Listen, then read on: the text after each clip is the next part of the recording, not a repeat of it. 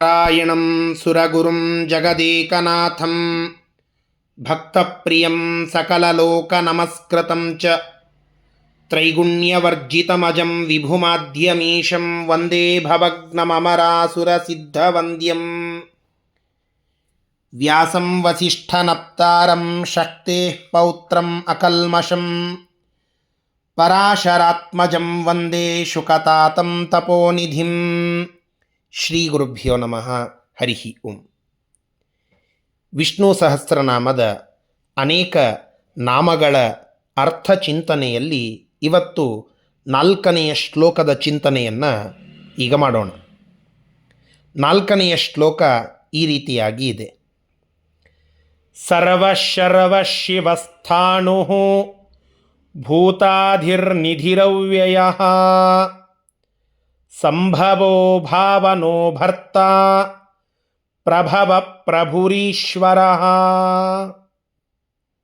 ಇದರಲ್ಲಿ ಅನೇಕ ನಾಮಗಳ ಚಿಂತನೆಯನ್ನು ಭೀಷ್ಮರು ಮಾಡುತ್ತಾರೆ.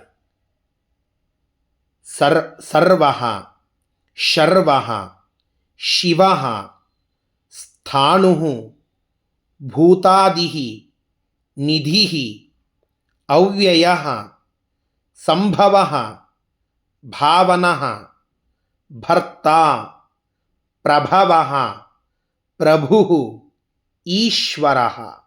ಒಟ್ಟು 13 ಭಗವಂತನ ನಾಮಗಳ ಸಂಕೀರ್ತನೆಯನ್ನು ಭೀಷ್ಮಾಚಾರ್ಯರು ಈ 4ನೆಯ ಶ್ಲೋಕದಲ್ಲಿ ಮಾಡಿ ನಮಗೆ ಅದರ ಚಿಂತನೆಯನ್ನು ಆದೇಶ ಮಾಡುತ್ತಾ ಇದ್ದಾರೆ. ಮೊದಲನೆಯದ್ದಾಗಿ ಸರ್ವಃ ಅಂತ ಹೇಳಿ, ಭಗವಂತನಿಗೆ ಒಂದು ಹೆಸರು ಸರ್ವಃ ಅಂತ. ಸಾಮಾನ್ಯವಾಗಿ ನಾವೆಲ್ಲ ಕಡೆಗೆ ಸರ್ವ ಅನ್ನುವ ಶಬ್ದವನ್ನು ಬಳಸ್ತೇವೆ, ಎಲ್ಲ ಅನ್ನುವ ಅರ್ಥ. ಸರ್ವವ್ಯಾಪಿತ್ವಾತ್ ಸರ್ವಃ ಅಂತ ಒಂದು ಸಾಮಾನ್ಯ ಅರ್ಥ. ಎಲ್ಲ ಕಡೆಗೆ ಭಗವಂತನು ವ್ಯಾಪ್ತನಾಗಿ ಇದ್ದಾನೆ. ನಾವು ಗೀತೆಯ 11ನೇ ಅಧ್ಯಾಯದಲ್ಲಿ ನೋಡುತ್ತೇವಲ್ಲ, ಸರ್ವಂ ಸಮಾಪ್ನೋಷಿ ತತೋಸಿ ಸರ್ವಃ. ಭಗವಂತ ಎಲ್ಲ ಕಡೆಗೆ ಇದ್ದಾನೆ, ವ್ಯಾಪ್ತನಾಗಿ ಇದ್ದಾನೆ ಅನ್ನುವ ದೃಷ್ಟಿಯಿಂದ ಭಗವಂತನನ್ನು ಸರ್ವ ಅನ್ನುವ ಶಬ್ದ ವರ್ಣನ ಮಾಡುತ್ತದೆ. ಮತ್ತು ಇನ್ನೊಂದರ್ಥ, ಸರ್ವಸೃಷ್ಟತ್ವಾದಿ ನಿಮಿತ್ತೇನ ಸರ್ವಶಬ್ದವಾಚ್ಯ. ಎಲ್ಲವನ್ನ ಸೃಷ್ಟಿ ಮುಂತಾದ ಎಲ್ಲ ಕ್ರಿಯೆಗಳನ್ನು ಮಾಡುತ್ತಾನೆ ಭಗವಂತ, ಅವುಗಳಿಗೆ ಕಾರಣನಾಗಿದ್ದಾನೆ ಭಗವಂತ. ಆದ್ದರಿಂದ ಅವನಿಗೆ ಸರ್ವ ಅನ್ನುವ ಹೆಸರು ಅನ್ವರ್ಥಕವಾಗಿ ಇದೆ.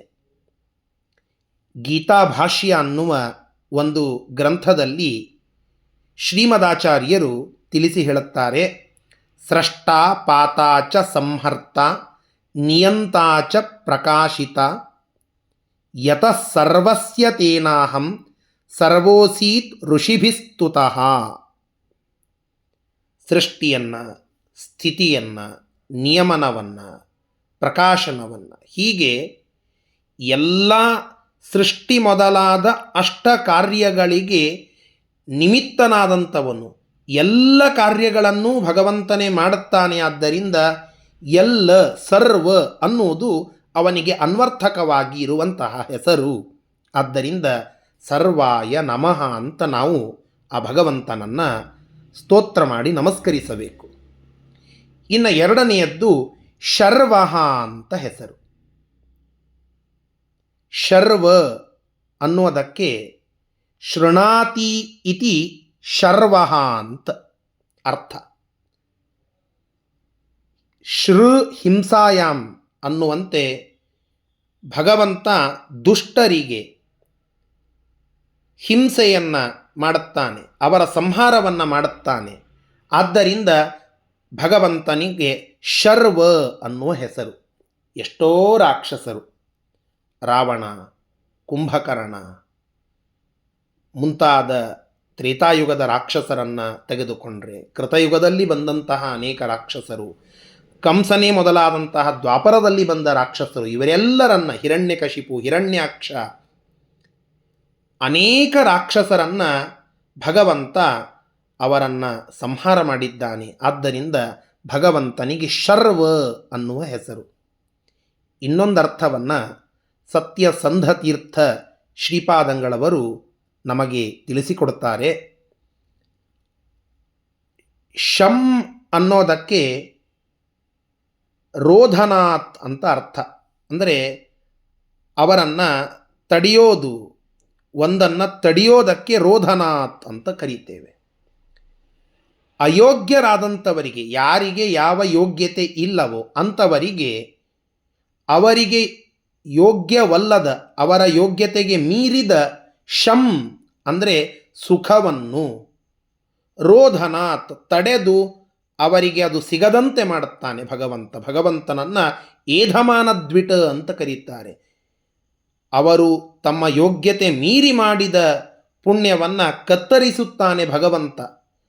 ಅಯೋಗ್ಯರಾದಂಥವರಿಗೆ ಸುಖ ಸಿಗದಂತೆ ಮಾಡುತ್ತಾನೆ, ಯೋಗ್ಯರಾದಂಥವರಿಗೆ ಮಾತ್ರ ಸುಖ ಸಿಗುವಂತೆ ಮಾಡುತ್ತಾನೆ. ಆದ್ದರಿಂದ ಭಗವಂತನನ್ನು ಶರ್ವಃ ಅಂತ ಚಿಂತನ ಮಾಡಬೇಕು. ಇದು ಭೀಷ್ಮರ ಅಂಬೋಣ. ಮೂರನೆಯದ್ದು ಶಿವ. ಶಿವ ಎನ್ನುವುದು ರುದ್ರದೇವರ ಹೆಸರು. ಇದು ಜಗತ್ತಿನಲ್ಲಿ ಪ್ರಖ್ಯಾತ. ಮುಖ್ಯ ವೃತ್ತಿಯಿಂದ ಶಿವ ಅನ್ನುವ ಹೆಸರು ಅದು ಭಗವಂತನದ್ದು. ಗಂಗೆ ಅದು ಭಗವಂತನ ಪಾದದಿಂದ ಹರಿದು ಬಂದಂತಹ ನದಿ, ಭಗವಂತನ ತೀರ್ಥ ಅದು. ಅದನ್ನು ರುದ್ರದೇವರು ತಮ್ಮ ಶಿರಸ್ಸಿನಲ್ಲಿ ಇಟ್ಟುಕೊಂಡಿದ್ದಾರೆ. ಆದ್ದರಿಂದ ಅವರು ಪವಿತ್ರರಾದರು. ಶಿವ ಅನ್ನೋದಕ್ಕೆ ಮಂಗಲಕರ, ಪವಿತ್ರ ಅನ್ನುವ ಅರ್ಥ. ಅದಕ್ಕಾಗಿ ಶಿವನಿಗೆ ಶಿವತ್ವ ಸಿಕ್ಕಿತು ಅಂತ ನಾವು ಕೇಳುತ್ತೇವೆ. ಶಿವ ಶಿವೋಭೂತ್. ಹಾಗೆ ಶಿವ ಅನ್ನುವ ಶಬ್ದಕ್ಕೆ ಮಂಗಲ ಅಂತನ್ನುವ ಅರ್ಥ. ಯಾರು ಪರಮ ಮಂಗಲನಾಗಿದ್ದಾನೋ, ಯಾರು ಸುಖ ಸ್ವರೂಪನಾಗಿ ಇದ್ದಾನೋ ಅಂತಹ ಮಂಗಲಕರನಾದ, ಪವಿತ್ರನಾದ, ಸುಖ ಸ್ವರೂಪನಾದ ಭಗವಂತನನ್ನು ಶಿವಂ, ಶಿವಃ ಅನ್ನುವ ಹೆಸರಿನಿಂದ ನಾವು ಕರೀತೇವೆ. ಶಿವಂ ಮಂಗಲಂ ಅಸ್ಯ ಅಸ್ತಿ ಇತಿ ಶಿವಃ. ಮಂಗಲಕರತ್ವ, ಪಾವಿತ್ರ್ಯ ಅದು ಯಾರಲ್ಲಿ ಇದೆಯೋ ಅಂತಹ ವಿಷ್ಣು ಪರಮಾತ್ಮನನ್ನು ಶಿವ ಅಂತ ಕರೀತಾರೆ.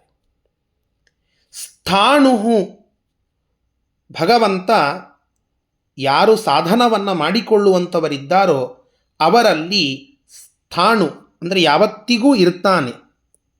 ತಿಷ್ಠತಿ ಸರ್ವತ್ರ ಇತಿ ಸ್ಥಃ. ಸ್ಥಶ್ಚ ಅಸೌ ಅಣುಶ್ಚ ಇತಿ ಸ್ಥಾಣು. ಇದೊಂದು ಅರ್ಥ. ಭಗವಂತ ಸರ್ವತ್ರ ಇರ್ತಾನೆ, ಅಣುವಾಗಿಯೂ ಇರಬಲ್ಲ, ಬೃಹತ್ತಾಗಿಯೂ ಇರಬಲ್ಲ. ಹೀಗಾಗಿ ಒಂದೇ ಕಡೆಗೆ ಸ್ಥಾಣುವಾಗಿ ಅಂದರೆ ಸಾಧನ ಮಾಡುವಂಥವರಲ್ಲಿ ಬಿಟ್ಟು ಬಿಡದೆ ಯಾವತ್ತಿಗೂ ಇರ್ತಾನೆ ಒಂದು. ಇನ್ನೊಂದು, ಎಲ್ಲ ಕಡೆಗೆ ಸ್ಥಿರವಾಗಿರುವವನು ಭಗವಂತ. ನಾವೆಲ್ಲ ಇವತ್ತಿಲ್ಲಿರ್ತೇವೆ, ನಾಳೆ ಅಲ್ಲಿ ಹೋಗ್ತೇವೆ. ನಮಗೆ ಅಲ್ಲಿ ಹೋದಾಗ ನಾವು ಇಲ್ಲಿರುವುದಿಲ್ಲ, ಇಲ್ಲಿದ್ದಾಗ ನಾವು ಅಲ್ಲಿ ಹೋಗುವುದಿಲ್ಲ. ಆದರೆ ಭಗವಂತ ಎಲ್ಲ ಕಡೆಗೂ ಸ್ಥಿರವಾಗಿರುವವನು. ಆದ್ದರಿಂದ ಅವನನ್ನು ಸ್ಥಾಣು. ಭಗವಂತ ನನ್ನಲ್ಲಿಯೂ ಇದ್ದಾನೆ, ನಿಮ್ಮಲ್ಲಿಯೂ ಇದ್ದಾನೆ, ಮತ್ತೊಂದು ಕಡೆಗೂ ಇದ್ದಾನೆ, ಎಲ್ಲ ಕಡೆಗೂ ಯಾವತ್ತಿಗೂ ಇರುವವನು. ಆದ್ದರಿಂದ ಅವನನ್ನು ಸ್ಥಾಣು. ಅಂತರ್ಯಾಮಿತಯ ತಿಷ್ಠತಿ ಇತಿ ಸ್ಥಾಣು.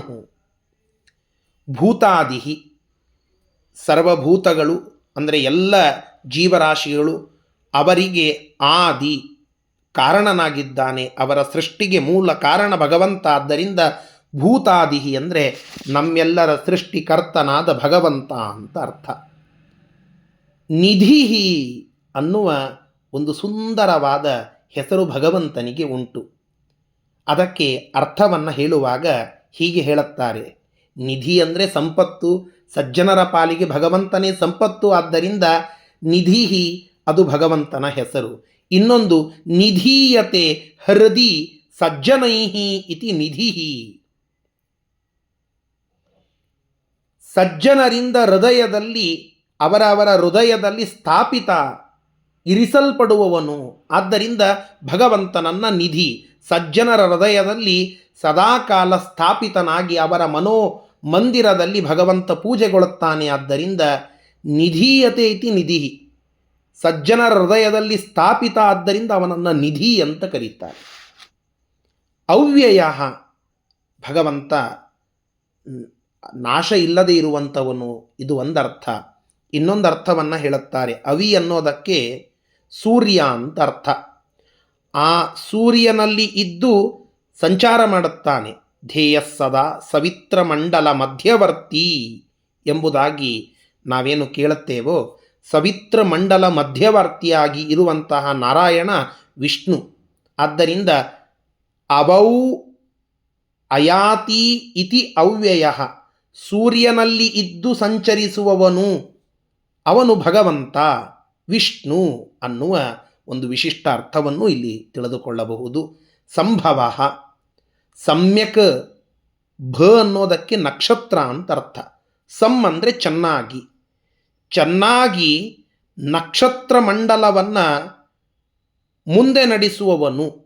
ನಕ್ಷತ್ರ ಮಂಡಲವನ್ನು ತಾನು ಅಲ್ಲಿ ಮಧ್ಯದಲ್ಲಿ ನಿಂತು ಶಿಂಶುಮಾರ ರೂಪಿಯಾಗಿ ನಿಂತು ಅವುಗಳನ್ನು ನಿಭಾಯಿಸುವವನು, ಅವುಗಳ ನಿಯಂತ್ರವಾಗಿ ಇರುವವನು, ನಡೆಸುವವನು ಭಗವಂತ. ಆದ್ದರಿಂದ ಸಮ್ಯಕ್ ಭಾನಿ ವರ್ತಯತೀತಿ ಸಂಭವ, ನಕ್ಷತ್ರ ಮಂಡಲದ ನಿಯಂತ್ರವಾಗಿ ಅವುಗಳನ್ನು ಮುಂದೆ ನಡೆಸುತ್ತಾನೆ. ಆದ್ದರಿಂದ ಭಗವಂತನಿಗೆ ಸಂಭವ ಅಂತ ಹೆಸರು. ಭಾವನಃ, ಭಾವ ಅಂದರೆ ನಮ್ಮ ಅಭಿಪ್ರಾಯ ಅಂತ ಅರ್ಥ. ಆ ನಮ್ಮ ಅಭಿಪ್ರಾಯವನ್ನು ನಯತಿ ಇತಿ ಭಾವನಃ, ನಮ್ಮೆಲ್ಲರಲ್ಲಿ ಒಂದು ಭಾವನೆ, ಭಗವಂತನ ಕುರಿತಾಗಿ ಒಂದು ಪೂಜ್ಯ ಭಾವನೆ, ಭಕ್ತಿ, ಜ್ಞಾನದಿಂದ ಮೂಡಿದ ಭಗವಂತನ ರೂಪ, ಅದು ನಮ್ಮ ಮನಸ್ಸಿನಲ್ಲಿ ರೂಪುಗೊಂಡಿದೆ. ಆ ರೂಪುಗೊಳ್ಳುವುದಕ್ಕೆ ಕಾರಣ ಯಾರು ಅಂದರೆ ಭಗವಂತನೇ ಆ ಅಭಿಪ್ರಾಯವನ್ನು ನಮ್ಮಲ್ಲಿ ನಮ್ಮ ಕರ್ಮಗಳ ಅನುಸಾರವಾಗಿ ಇಟ್ಟದ್ದು. ಭಾವಂ ಅಭಿಪ್ರಾಯಂ ನಯತಿ ಇತಿ ಭಾವನಃ, ನಮ್ಮ ಹೃದಯದಲ್ಲಿ ಪೂಜ್ಯವಾದ ಒಂದು ಭಾವನೆಯನ್ನು, ಭಗವಂತನ ಭಕ್ತಿಯನ್ನು ರೂಪಿಸಿದ್ದು ಅದು ಭಗವಂತ. ಆದ್ದರಿಂದ ಅವನಿಗೆ ಭಾವನಃ ಅಂತ ಹೆಸರು. ಭಾವನ ಅನ್ನೋದಕ್ಕೆ ಉತ್ಪಾದನ ಅಂತ ಒಂದು ಅರ್ಥ, ಸೃಷ್ಟಿ ಅಂತ. ಯಾವನಿಗೆ ಸೃಷ್ಟಿ ಇಲ್ಲವೋ ಅವನು ಭಾವನಃ. ನ ವಿದ್ಯತೆ ಭಾವನಂ ಉತ್ಪಾದನಂ ಯಸ್ಯ ಇತಿ ಭಾವನಂ. ಹೀಗೆ ಅನೇಕ ಅರ್ಥವನ್ನು ತಿಳಿದುಕೊಳ್ಳಬಹುದು. ಭರ್ತ, ಮುಂದಿನ ಶಬ್ದ ಭರ್ತ. ಭರ್ತ ಅಂದರೆ ನಮ್ಮನ್ನು ಪೋಷಣ ಮಾಡುವಂಥವನು. ಭಗವಂತ ನಮ್ಮೆಲ್ಲರನ್ನ ಸೃಷ್ಟಿ ಮಾಡುವವನು ಮಾತ್ರವಲ್ಲ, ಸೃಷ್ಟಿ ಮಾಡುವುದಲ್ಲದೆ ನಮ್ಮನ್ನು ಪೋಷಿಸುವವನೂ ಅವನೇ. ನಮ್ಮ ವಿಧಾತೃ ಅವನೇ, ನಮ್ಮ ಜನಕ, ನಮ್ಮ ತಂದೆ, ಪಿತಾ, ಜನಿತ, ವಿಧಾತ, ಪೋಷಕ, ಭರ್ತ ಎಲ್ಲವೂ ಭಗವಂತ. ಆದ್ದರಿಂದ ಅವನಿಗೆ ಭರ್ತ ಅಂತ ಕರೀತೇವೆ. ಪ್ರಭವ, ಭಾ ಅನ್ನೋದಕ್ಕೆ ಕಾಂತಿ ಅಂತ ಒಂದರ್ಥ. ಪ್ರ ಅಂದರೆ ಶ್ರೇಷ್ಠವಾದ, ಶ್ರೇಷ್ಠವಾದ ಕಾಂತಿಯನ್ನು ಉಳ್ಳವರು ಜಗತ್ತಿನಲ್ಲಿ ಸೂರ್ಯ ಮತ್ತು ಚಂದ್ರರು. ಆ ಸೂರ್ಯ ಮತ್ತು ಚಂದ್ರರಿಗೆ ಕಾಂತಿಯನ್ನು ವರ್ತಯತಿ, ಕಾಂತಿ ಕೊಟ್ಟು ನಡೆಸುವವನು. ಆದ್ದರಿಂದ ಭಗವಂತನಿಗೆ ಪ್ರಭವ ಅಂತ ಹೆಸರು. ಎಲ್ಲ ಕಾಂತಿ, ಸೂರ್ಯಚಂದ್ರರಿಗಿರುವಂತಹ ಶ್ರೇಷ್ಠವಾದ ಕಾಂತಿ ಏನಿದೆ, ಆ ಎಲ್ಲ ಕಾಂತಿಗೆ ಮುಖ್ಯ ಕಾರಣ ಭಗವಂತನೇ. ಆದ್ದರಿಂದ ಪ್ರಭವ ಅನ್ನೋದು ವಿಷ್ಣುವಿಗೆ ಹೇಳಿರುವಂತಹ ಒಂದು ಹೆಸರು. ಪ್ರಭು, ಪ್ರಭು ಅಂತಂದರೆ ಸಮರ್ಥನಾದಂಥವನು. ಪ್ರಕರ್ಷೇಣ ಭವತಿ ಇತಿ ಪ್ರಭು, ಸಮರ್ಥವಾಗಿ ಎಲ್ಲವನ್ನ ಮಾಡುವಂಥವನು ಪ್ರಭು ಅಂತ ಕರೆಸಿಕೊಳ್ಳುತ್ತಾನೆ. ನಮ್ಮ ಭಗವಂತ ಸಮರ್ಥವಾಗಿ ಎಲ್ಲ ಕಾರ್ಯವನ್ನು ಮಾಡುವವನು. ಎಲ್ಲ ಕಾರ್ಯಗಳ ಸಾಮರ್ಥ್ಯ ಇರೋದು ಅವನಿಗೊಬ್ಬನಿಗೆ. ಆದ್ದರಿಂದ ಅವನು ಪ್ರಭು. ಕೊನೆಯಲ್ಲಿ ಈಶ್ವರ. ಈಶ್ವರ ಅಂದರೆ ಸ್ವಾಮಿಯಾದಂಥವನು, ಎಲ್ಲದರ ಮೇಲೆ ಸ್ವಾಮಿತ್ವ ಉಳ್ಳವನು. ಚಿತ್ ಅಚಿತ್, ಚೇತನವಾದ ಅಚೇತನವಾದ, ಜಡವಾದ ಮತ್ತು ಚೇತನವಾದ ಸಕಲ ವಸ್ತುಗಳ ಮೇಲೆ, ಇಡೀ ಬ್ರಹ್ಮಾಂಡದ ಮೇಲೆ, ಸಕಲ ಲೋಕಗಳ ಮೇಲೆ ಹಿಡಿತವನ್ನು ಇಟ್ಟುಕೊಂಡು ಎಲ್ಲದಕ್ಕೂ ಸ್ವಾಮಿಯಾಗಿ ಈಶಿತ್ವವನ್ನು ಹೊಂದಿರುವವನು ಭಗವಂತ, ಸ್ವಾಮಿತ್ವವನ್ನು ಹೊಂದಿರುವವನು ಭಗವಂತ. ಆದ್ದರಿಂದ ಈಶನಶೀಲತ್ವಾತ್ ಈಶ್ವರ, ಅವನು ಸ್ವಾಮಿಯಾಗಿದ್ದಾನೆ, ಒಡೆಯನಾಗಿದ್ದಾನೆ. ಆದ್ದರಿಂದ ಈಶ್ವರ ಈಶ್ವರ ಅಂತ ಕರೆಸಿಕೊಳ್ಳುತ್ತಾನೆ. ಹೀಗೆ ಸರ್ವಶರವ ಶಿವಸ್ಥಾಣು ಭೂತಾಧಿರ್ನಿಧಿರವ್ಯಯ ಸಂಭವೋ ಭಾವನೋ ಭರ್ತ ಪ್ರಭವ ಪ್ರಭುರೀಶ್ವರ ಅಂತ ಈ 4ನೇ ಶ್ಲೋಕದಲ್ಲಿ ನಾವೆಲ್ಲ ಚಿಂತನೆ ಮಾಡೋಣ. ಶ್ರೀಕೃಷ್ಣಾರ್ಪಣಮಸ್ತು.